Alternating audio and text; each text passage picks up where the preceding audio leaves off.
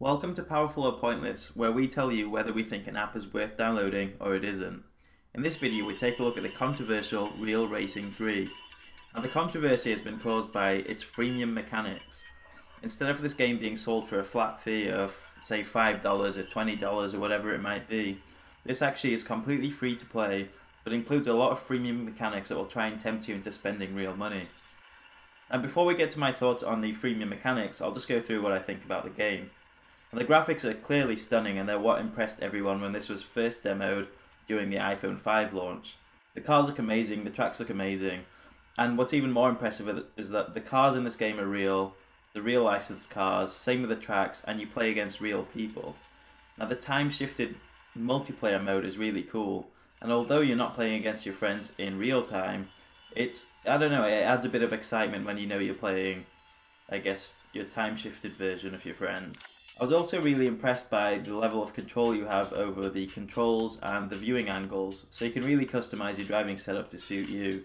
Personally, I don't like tilt-controlled games, so I was glad that I could change them to touch controls instead. There's a lot of racing modes you can choose from, and my favourite is Elimination Mode. In that mode, the last person in the race gets eliminated every 20 seconds, so it makes for some really intense racing. Without taking the freemium mechanics into consideration, I think this is an absolutely amazing game. It's definitely the best looking game in the App Store right now, and it's just an impressive game overall. Now I'll just quickly explain how the freemium mechanics work and give you my thoughts on it. So there are two types of currencies you can earn as you progress through your racing career. They're called racing dollars, or there's just gold coins.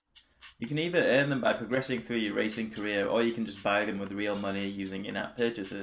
As with most freemium games, you start with the basics, so in this case you start with a slower stock car, and you use the currencies you earn or you buy to get upgrades, to get new cars, etc.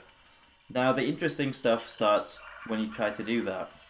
So say you're in a race, and after the race your car needs servicing, or after a few races you need to top up on your oil.